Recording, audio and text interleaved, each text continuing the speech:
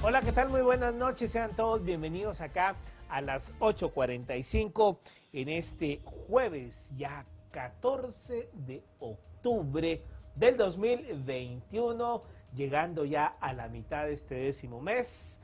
Va el tiempo muy rápido y pues bueno, la agenda política en Guatemala también camina así de rápido al ritmo de lo que falta, porque digamos, en el Congreso de la República el punto final de la agenda lo marca la aprobación del presupuesto para el siguiente año o la improbación, pero en medio de eso las aguas se están meneando ahorita en cuanto a quién va a presidir el organismo legislativo a partir del 14 de enero del 2022. Ese será nuestro tema esta noche, los movimientos en las diferentes bancadas, las posiciones de los diferentes bloques parlamentarios.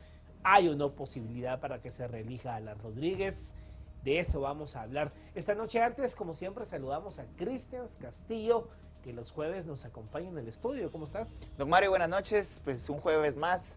Increíblemente ya las últimas lluvias, una lluvia bastante llovió, ¿verdad? copiosa hace unos minutos, así que con mucha precaución y cuidado para todos aquellos que están transitando ya para sus hogares. Así es. Bueno, Cristian, vamos a entrar de lleno al tema que le planteamos esta noche. Le pondremos en contexto en medio de la carrera por una inminente reelección de la Junta Directiva del Congreso de la República. Varios bloques parlamentarios han expresado que no van a apoyar una planilla encabezada por el diputado Alan Rodríguez, que estaría buscando una vez más presidir la Junta Directiva del Congreso de la República. El miércoles 13 de octubre, diputados de las bancadas Creo, Humanista, Unionista y Viva anunciaron su decisión de no apoyar a ninguna planilla que represente al oficialismo, y el día de hoy pues hubo una conferencia de prensa de otros bloques parlamentarios, la fracción de la UNE que no apoya a Sandra Torres, también diputados de Bien, WINAC, Semilla, URNG y Victoria dijeron exactamente lo mismo, que no iban a apoyar ninguna planilla encabezada por Alan Rodríguez o alguna planilla que lleve el oficialismo para poder presidir la Junta Directiva del Legislativo el próximo año. Vamos a hablar de este tema, todo lo que ello representa, y para eso nos enlazamos a esta hora de la noche con la licenciada Raquel Zelaya. Ella es presidenta de la Junta Directiva de Así Es, y con el doctor Jair Dabroy, doctor en Administración y Políticas Públicas y licenciado en Ciencia Política y coordinador de investigaciones sociopolíticas también de Así Es. A ambos muy buenas noches, bienvenidos. Buenas noches. Buenas noches. Licenciada Zelaya, para iniciar, siempre los cierres de año tienden a ser de mucha tensión política, hay muchos temas en juego. ¿Cómo ve usted pues el escenario al cierre de este año 2021, el segundo año de la 9ª legislatura? ¿Qué temas, además de la Junta Directiva, podrían generar los consensos para lograr avanzar en la agenda legislativa? Pues muy buenas noches. Yo creo que el tema central es la elección o renovación parcial o total de la Junta Directiva del Congreso para el año entrante. Pero es evidente que esto siempre es tradicional, que ha estado vinculado al proceso de aprobación del presupuesto. Y entonces ahora, con los acontecimientos de nivel de velocidad casi cinematográfico que se ha dado con algunos bloques, la mayoría divididos, que está anunciando que no apoyaría una reelección del diputado Rodríguez, yo no quisiera temer que eso significa que no hay arreglos para el presupuesto y que no se va a aprobar el presupuesto del año entrante, lo cual tiene implicaciones serias, no deseables para la transparencia, para el orden del gasto público. Así es que esos dos temas evidentemente se entrelazan, ¿verdad? Y diría yo, con la precipitación que están ya las bancadas tomando distancia de una reelección, ojalá no vaya a ser el escenario de que ya se cayeron cualquier tipo de negociaciones, en el buen sentido, hablo yo, de una aprobación del presupuesto del año entrante, o bien que en algunas de las bancadas sea un tema de medir fuerzas para que sus votos sean más valorados, ¿verdad? Pero sí es crucial, porque la elección de la Junta Directiva le da a este Congreso que ha tenido un embate tan fuerte de descrédito, de falta de legitimidad ante la ciudadanía en todas las encuestas y sondeos que se hacen, sale el organismo en su conjunto muy poco valorado. Entonces, el año entrante es el único que tiene este Congreso para ordenar una agenda, para realmente asignar a las presidencias de las comisiones legislativas las personas más capaces en los temas y no por cuotas de que a mí me toca finanzas y aunque yo no tenga a nadie con experiencia en el manejo de ese tema. Ojalá fuera ese parte de la agenda que están platicando los grupos que se están aglutinando en las posiciones a las que he hecho referencia. Ahora, doctor Dabroy, partiendo de este escenario que ya hace la licenciada Zelaya, en donde, pues sí, efectivamente va atado en tiempos y en, digamos, posiciones el tema del presupuesto con la elección de la Junta Directiva, esto nos hace suponer que entonces sí o sí tendría que pasar primero la aprobación del presupuesto y después la elección de la Junta Directiva. Digamos, es allí donde se pudiese cocinar el apoyo o no de la reelección de Alan Rodríguez. ¿Cómo ve usted esta premisa? Sí, creo que el tema del presupuesto es un tema toral para cerrar el año, como siempre, y que va de la mano al tema de la elección de la Junta Directiva del Congreso. Hay intentos por parte del bloque oficialista de poder finiquitar en el plazo más corto posible la elección de una junta directiva que sea pues proclive al Ejecutivo y que en buena medida facilite la gestión política en un año que no debemos de perder de vista, que es un año preelectoral y donde ya la licenciada Zelaya manifestaba esa reconfiguración de fuerzas que no solamente se da a nivel de Congreso como tal, sino a lo interno de cada uno de los bloques legislativos. La evidencia, las rupturas que se comienzan a observar ya dentro de los partidos políticos.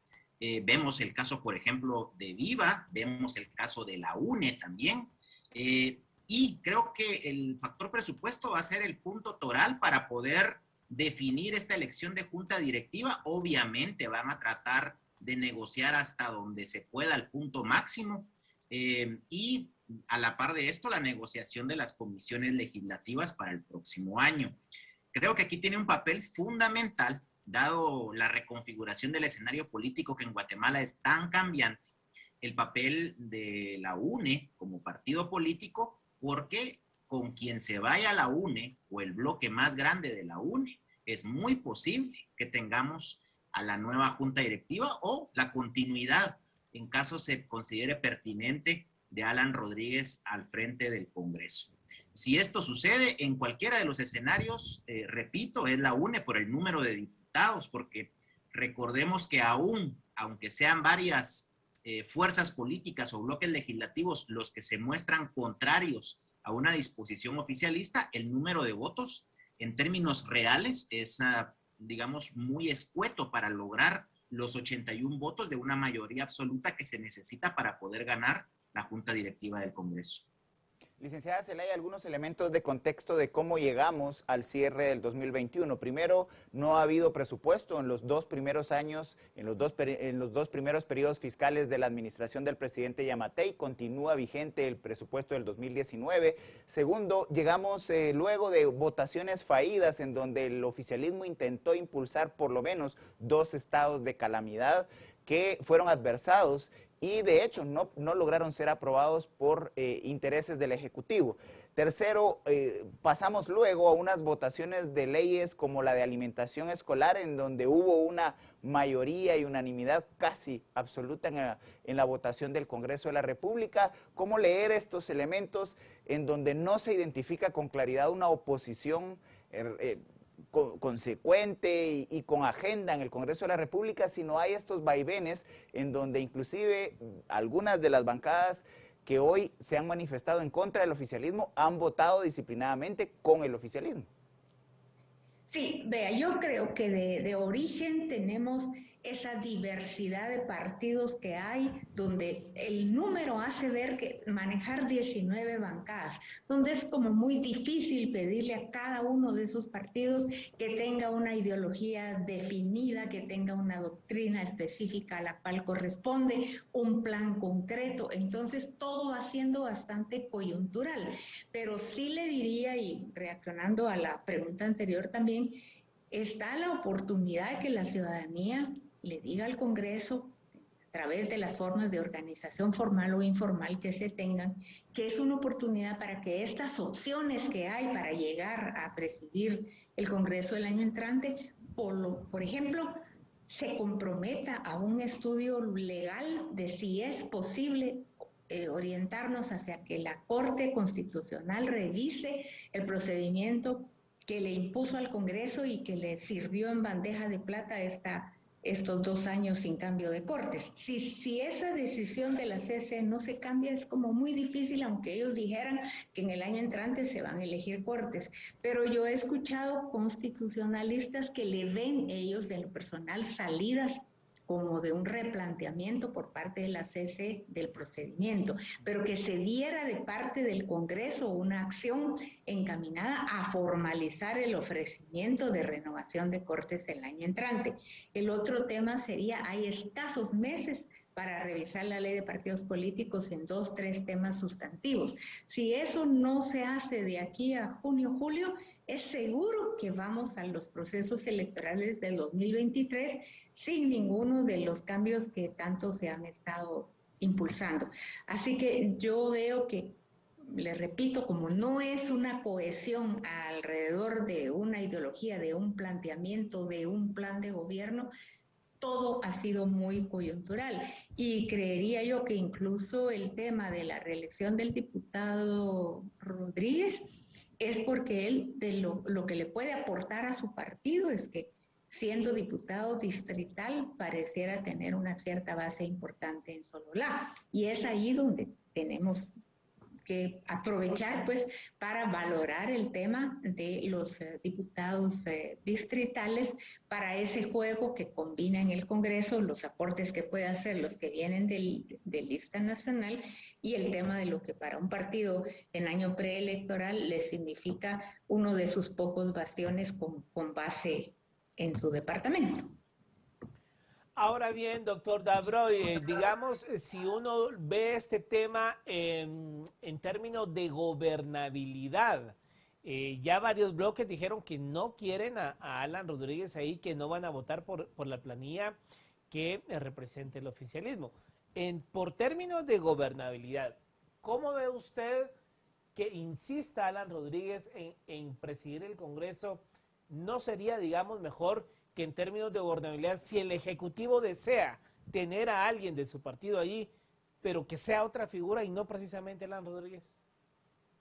Yo creo que hay que entender también el momento político y estoy seguro que aún fuera otra persona la que fuera propuesta por el oficialismo, igualmente sería criticada porque el momento político es previo a elegir una junta directiva previo a un año electoral.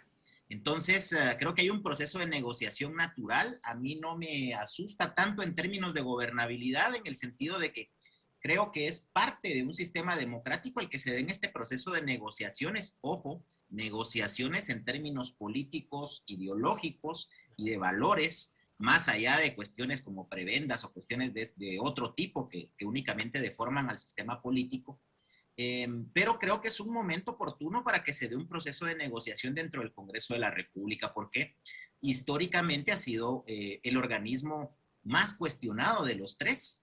Y a mí tampoco, digamos, me preocupa mucho el tema de si va Alan Rodríguez o no va Alan Rodríguez, porque creo que también el propio Ejecutivo estará pensando en alguna figura alterna que pueda llegar a ocupar ese espacio, pero que no van a sacar sus cartas de negociación de primas a primeras. Algo que dio mucho que hablar el día de hoy, por ejemplo, en la visita del presidente Yamatei a Colombia, es el acompañamiento que realiza Manuel Conde Orellana, presidente de la Comisión de Asuntos de Relaciones Internacionales, al presidente Yamatei, y se habla mucho de esa figura, una figura que busque cohesionar intereses entre el Ejecutivo y lo que conocemos como una oposición que muy bien decían ustedes al inicio.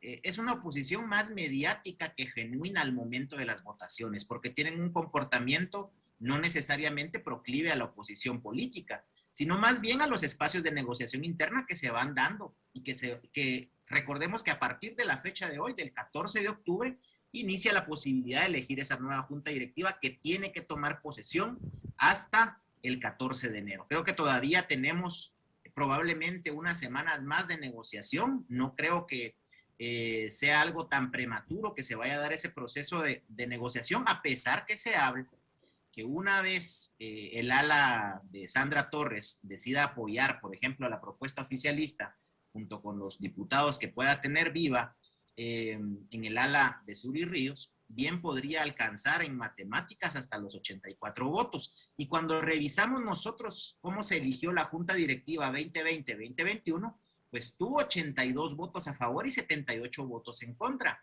Es decir, superó por un voto a, digamos, la necesaria mayoría absoluta. Para este momento, si es así como han hecho los cálculos de los 84 votos, estaríamos hablando que incluso podrían pasarlo por 3. Pero creo que la clave en este momento, la bisagra que va a mover para uno u otro lado la elección de Junta Directiva del Congreso de la República, va a ser efectivamente la UNE. Y la UNE que está viviendo un proceso muy complicado a lo interno, con el bloque de Carlos Barreda por un lado y con el bloque de Sandra Torres por el otro.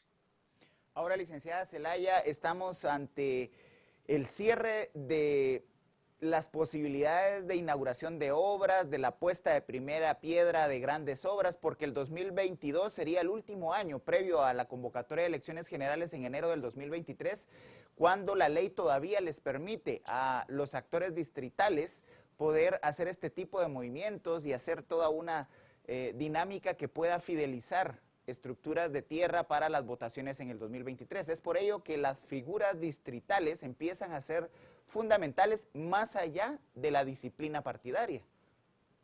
Efectivamente, coincido, como le decía en el párrafo anterior, que sí, el tema de los distritales cada vez electoralmente, pues ya acercándose al proceso electoral, cobran relevancia.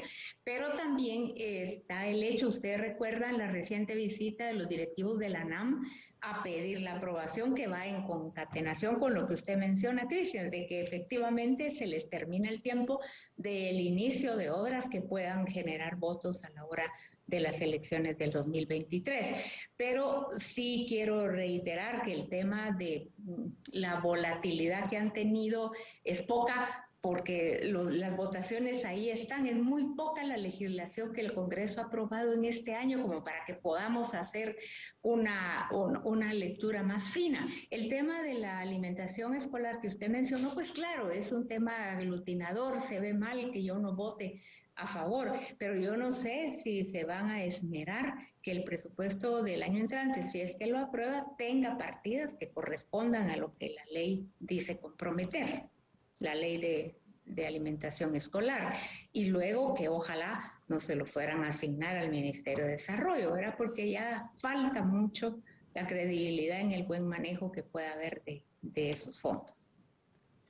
Ahora bien, doctor Labroy, digamos, usted ya más o menos ha hecho un, digamos, escenario en cuanto a números, votos. ¿Cree usted que con estas bancadas que han manifestado el día miércoles el bloque de Creo, Humanista, Unionista y Viva, y el día de hoy los bloques La UNE, que no le pertenece a Sandra Torres, Bien, WINAC, Semilla, URNG, Victoria, cree que si se uniesen estos dos bandos, así le vamos a llamar, a impulsar una planilla, les alcanzan los números, les alcanzan los votos para, digamos, sacar a la junta directiva oficialista, o cree que es más una reacción mediática, pero a la hora ya de sumar no les alcanzaría para llevar a alguien que desplace a Alan Rodríguez? Yo creo que el escenario es relativamente similar a que ya en tema de números a lo que vivimos el en el año anterior con la elección de junta directiva. Veo muy difícil que logren los 81 votos aún uniéndose y repito, o sea, acá no se puede dar un proceso de elección sin la UNE, sea de quien sea, pero como no necesariamente parece ser que va a votar graníticamente, el ala más grande de la UNE es la que posiblemente va a decidir ese número de votos. Pero si nosotros revisamos, por ejemplo, se hablaba de que el grupo de Barreda podría llegar a 31 votos, luego el grupo de derecha tendría 17 votos y el grupo de izquierda 14, y cuando usted hace las sumas, pues obviamente es un número bastante limitado en comparación con los 84 votos que asumen, pero ojo, asumen, porque este es todo un proceso de negociación, lo que se pueda estar gestando en el Congreso de la República en los próximos días. Creo que vamos a mí me encantaría ver a nivel de jefes de bloque y previo a las reuniones de jefe de bloque, las discusiones internas de los propios partidos políticos, las posiciones de negociación, porque eso sí creo que fortalece la democracia. El hecho de que puedan existir discrepancias a lo interno de los partidos políticos, pero que se busquen los puntos torales de beneficio para el país y también de los intereses del propio partido político.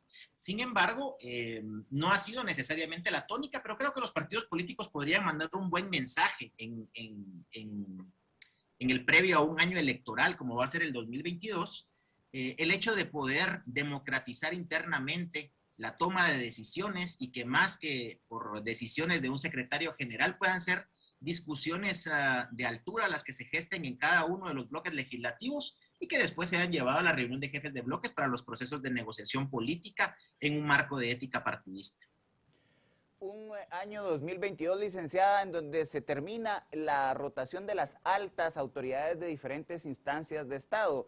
Es fundamental la figura de la presidencia de la Corte Suprema de Justicia, que presidirá las comisiones de postulación para el próximo fiscal general, que deberá rotar en abril del año entrante. Además, la presidencia de la Corte Suprema de Justicia también preside el Consejo del INASIF, que es el encargado de nombrar al próximo director del Instituto Nacional de Ciencias Forenses, y el Congreso mismo de la República deberá elegir para junio del año entrante al próximo Contralor General de Cuentas. Mucho en juego, una tercera presidencia del oficialismo que además del presupuesto y la junta directiva propiamente se la juega en el control de las últimas instituciones del régimen democrático, licenciada.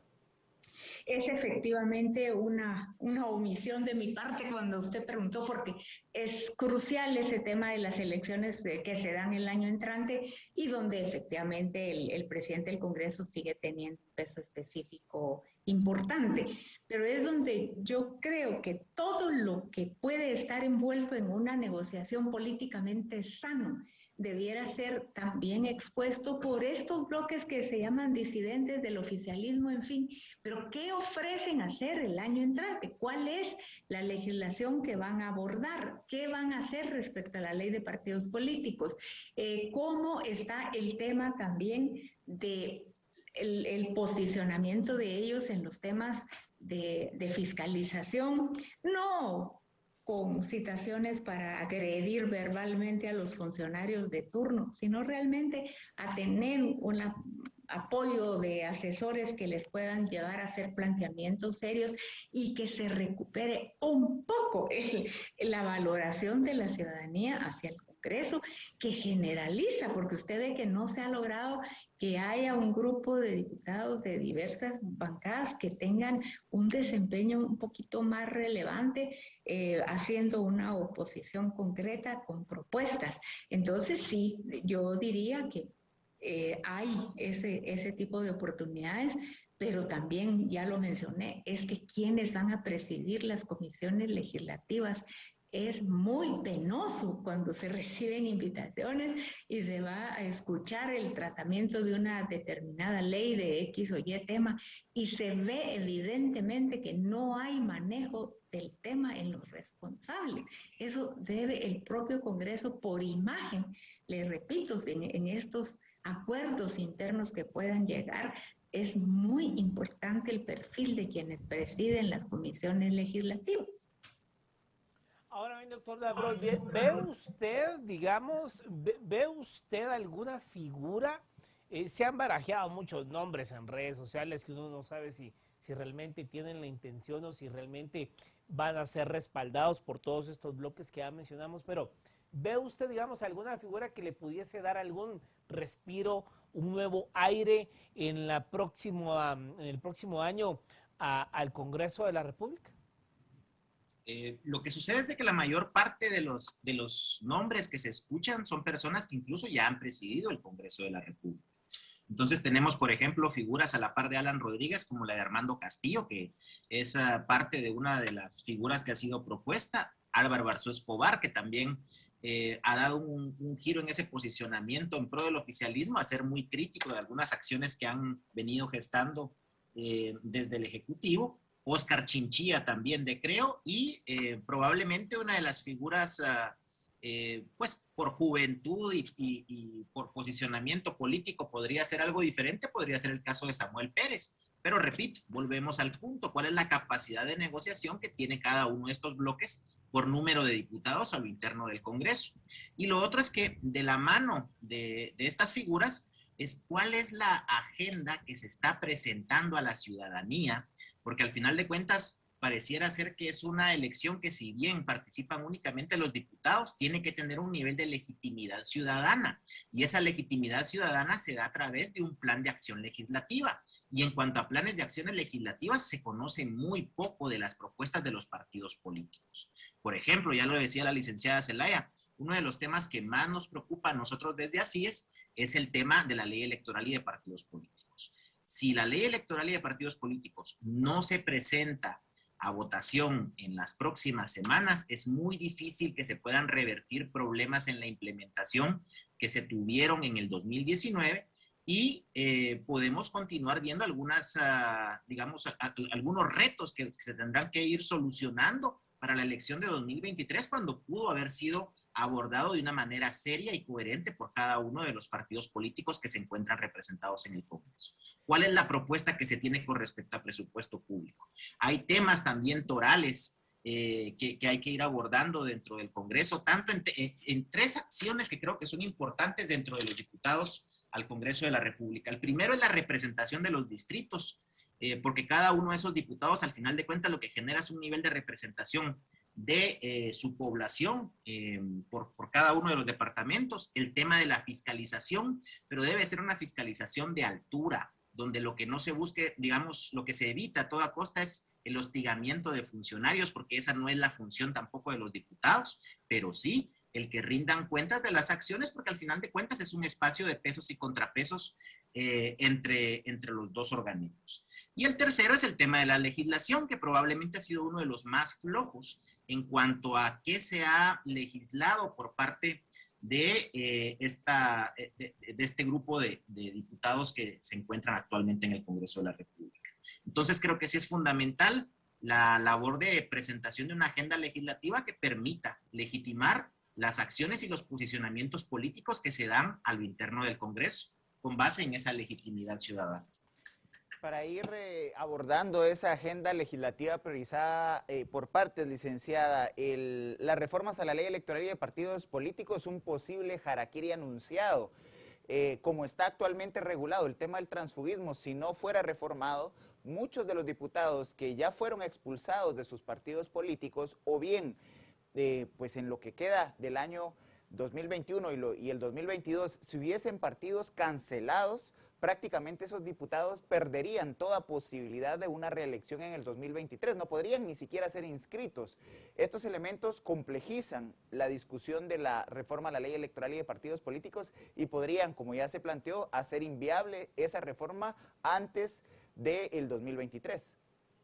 Sí, es uno de los talones de Aquiles que tiene, pero yo le digo, recuerdo digamos, de un pasado reciente, decisiones importantísimas que el Congreso tuvo que revertir cuando ya públicamente las había tomado, como era la elección de Cortes, cuando revisó 3 nombramientos de magistrados a Corte Suprema de Justicia, porque ahí confluyó una demanda ciudadana muy plural, muy enérgica, muy concreta y con datos y con elementos que eran irrefutables.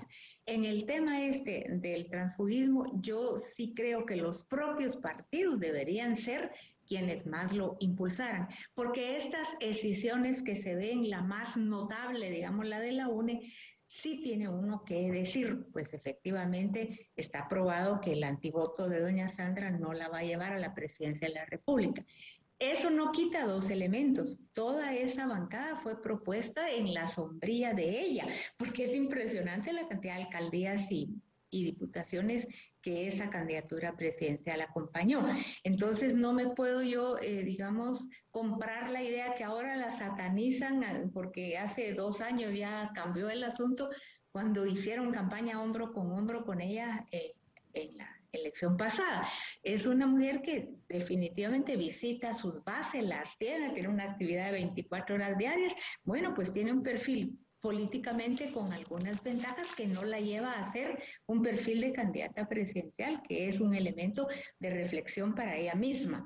Pero yo también sí creo que les repetimos, es que esa diversidad de partidos no abona a la posibilidad de modernizarse, como es lo que se habla del voto abierto o directo, con 19 bancadas o partidos. ¿Cómo se va a hacer? En así es, hicimos como un simulacro de voto. Es imposible que una persona pueda manejar 19 opciones de candidatos distritales en su distrito y no llevarse menos de 12 minutos en la elección. Y si es que logra votar correctamente. ¿Por qué? Repito, porque ya ve uno que está en el Tribunal Supremo Electoral, entiendo que más de 15 solicitudes de comités pro formación de partidos. Y es donde uno piensa que si se da, habrá quienes piensan que si se da el escenario planteado por Cristian del transfugismo, pues a formar otro, que eso sí no está prohibido. Entonces es muy penoso la falta de formación política, de afiliación a una determinada ideología, de tener ciertos valores donde no toda negociación los va a respetar. Eso está muy olvidado y es penoso. Ahora bien, digamos, ya en ese escenario que, pues bueno, estamos en el 2022, prácticamente en el año preelectoral, el 1, a partir de enero del 2023 arranca oficialmente el año electoral según la nueva normativa.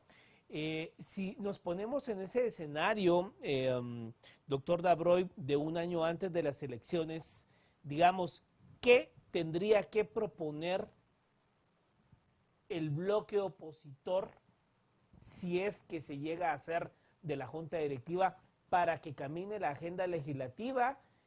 ¿Qué tendría, digamos, que ofrecer, viéndolo desde el tinte ya político electoral?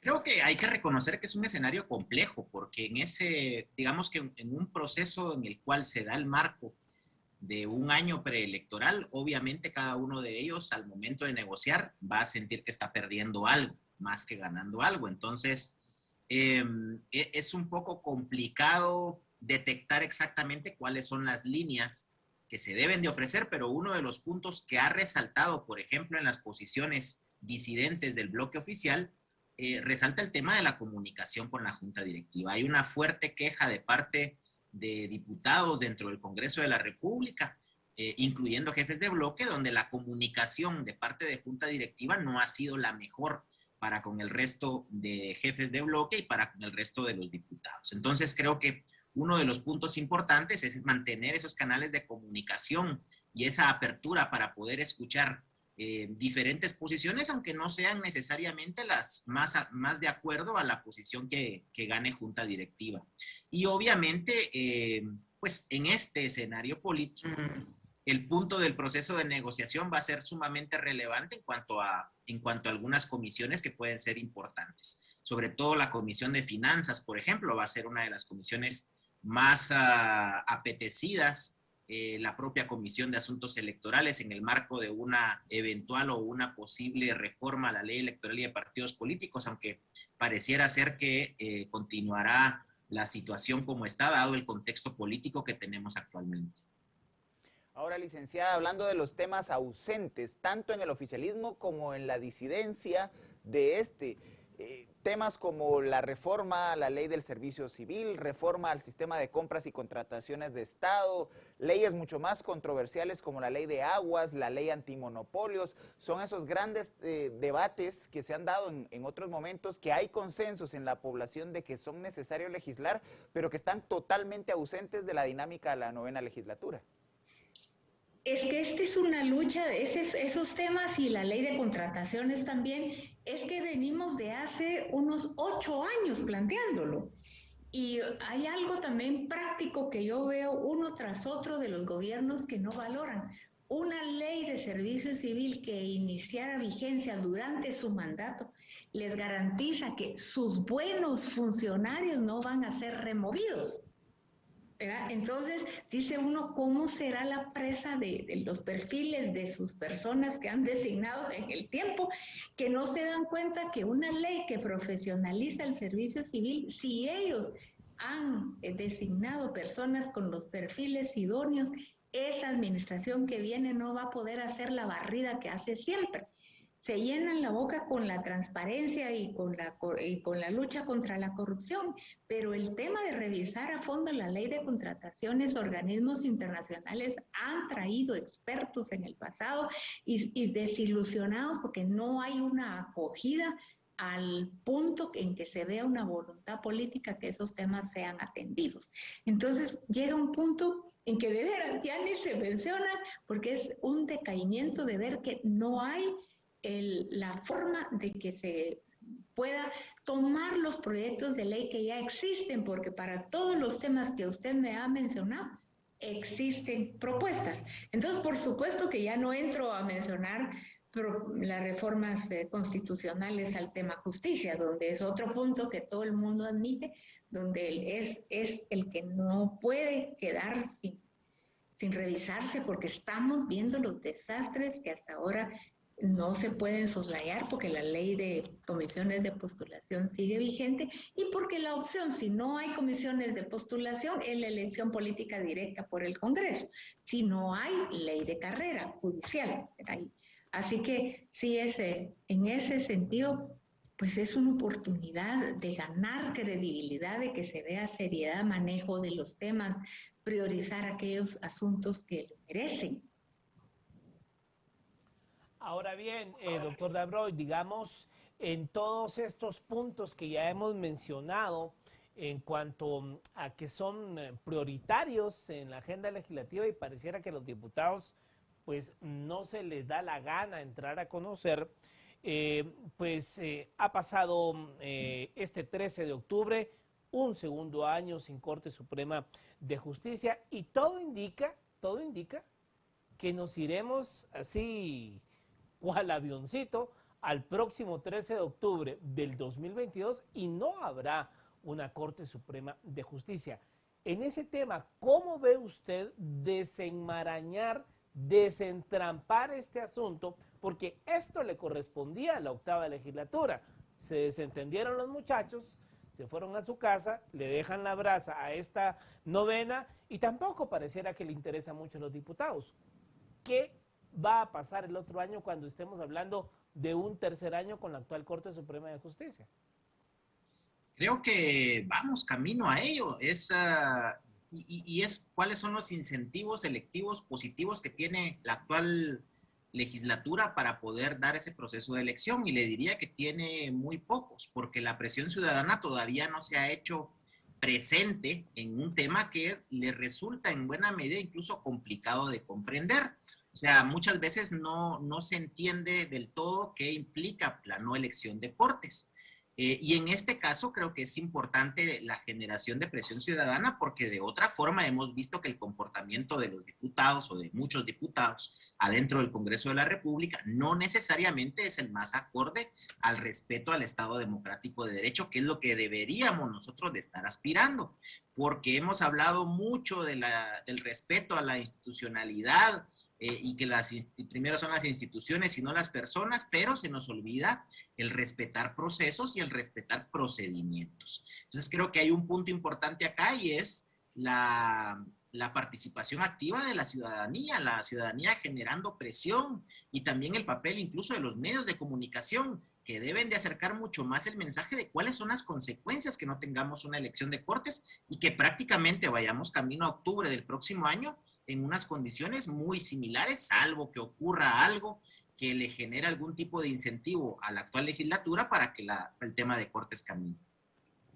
Licenciada, y para terminar de complejizar el año 2022, revisando en este momento los 20 partidos políticos vigentes ante organizaciones políticas del Tribunal Supremo Electoral, varios partidos cercanos a los 23,000 afiliados, situación que los podría dejar fuera de la competencia 2023 si también no se dedican a mantener las estructuras partidarias y a garantizar la presencia territorial en lo que actualmente manda la ley y tener el mínimo de afiliados para poder seguir estando vigentes. Un elemento que en año preelectoral también ocupa a los partidos políticos, sobre todo aquellos que tienen representación ante el Congreso de la República. Efectivamente, este tema de la afiliación es un ejemplo, y no le estoy haciendo la propaganda a la UNE, pero es el único partido que se preocupa de la conservación de sus bases y de ampliarlas si se puede. Yo creería que aquí es el Tribunal Supremo Electoral al que le toca, porque recuérdese que la deuda política está atada a capacitación, a preparación de sus bases, no a comprarles gorras y t-shirts, sino realmente hacer una formación político-partidaria. Solo con eso, que revisara a fondo el Tribunal Supremo Electoral, estaríamos con más claridad del uso correcto de la deuda política y también el tema de que cuando están ya al borde, porque entiendo yo que marzo es un mes crucial para todas las asambleas que los partidos por mandato legal tienen que realizar, y ahí es donde se les viene la complicación de los afiliados reales y válidos que tengan. Pero yo no quería terminar sin también mencionar en el punto que el doctor Dabrowil mencionaba, que el Congreso debiera por lo menos garantizarnos que va a elegir Corte Suprema de Justicia, porque aunque fuera con ese alambicado procedimiento que creó la Corte Constitucional, 26 candidaturas sí las pueden revisar. Estamos en el extremo de que hay solamente 9 integrantes plenos de la Corte Suprema de Justicia, lo cual, diría yo, es un gesto de buena voluntad, no estar pensando que van a entrar con las salas de apelaciones primero, sino creo que daría un aire de credibilidad y de confianza de la seriedad de esto, si por lo menos estas bancadas que están tomando distancia del oficialismo se comprometieran a impulsar que se privilegie la elección de la Corte Suprema de Justicia. Ya a la parte final de la entrevista, quisiera preguntarle, doctor Dabrowil, bueno, no quisiera decir la palabra vaticinio, pero su escenario. ¿Se reelige o no Alan Rodríguez y qué va a pasar primero? ¿La aprobación de la Junta Directiva o el presupuesto? Bueno, es muy difícil porque en términos de la política guatemalteca, la construcción de escenarios y la generación de perspectiva es bastante limitada. Acá tenemos la política por hora prácticamente, ya ni siquiera es por día. Pero desde mi particular punto de vista creo que tiene altas probabilidades de reelegirse, a menos que este viaje a Colombia de parte de Manuel Conde Orellana acompañando al presidente Yamatei diera otros frutos donde pudiera ser un proceso de negociación la llegada de Conde Orellana a la presidencia del Congreso y con ello bajar la animadversión que puedan tener algunos bloques legislativos.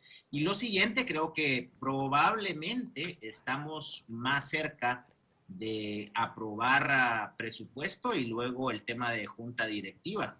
Pero creo que la situación es muy volátil en el país y las condiciones en términos políticos en Guatemala cambian prácticamente minuto a minuto.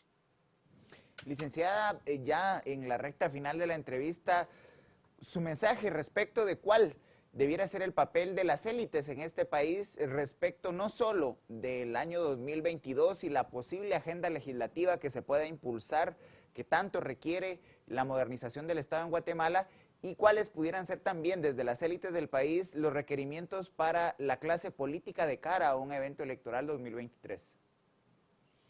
creo que es un claro llamado unificado sobre la necesidad de los perfiles idóneos para las postulaciones que se vayan a hacer, la necesidad de que haya aprobación del Congreso, del presupuesto del año entrante. Es tremendo que esto no suceda, las reformas mínimas que dijimos a la ley electoral y realmente hacer un acopio de todas las diversas iniciativas que desde diversas expresiones de sociedad civil, de élites, de dirigencia, como se le quiera llamar, se han generado en una preocupación de que hay una ausencia de propuesta desde los partidos, porque desde que fue el proceso electoral uno no ve que ellos tengan, digamos, un seguimiento a lo que ellos propusieron durante la campaña e independiente que hayan llegado o no, seguir realmente proponiendo lo que les parece que es la agenda conveniente. O sea, hay que tener un entendimiento a nivel de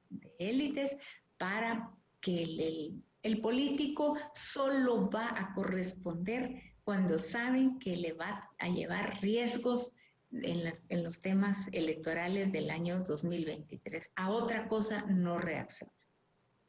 Bueno, pues muchas gracias a ambos por haber estado esta noche con nosotros acá en a las 8:45. Esperamos tenerlos en una próxima ocasión. Gracias.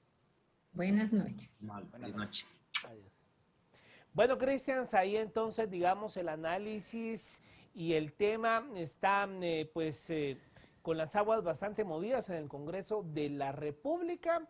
Yo quizá coincido un poco con el doctor Dabroy en cuanto a que hay altas probabilidades que se reelija Alan Rodríguez, ¿no?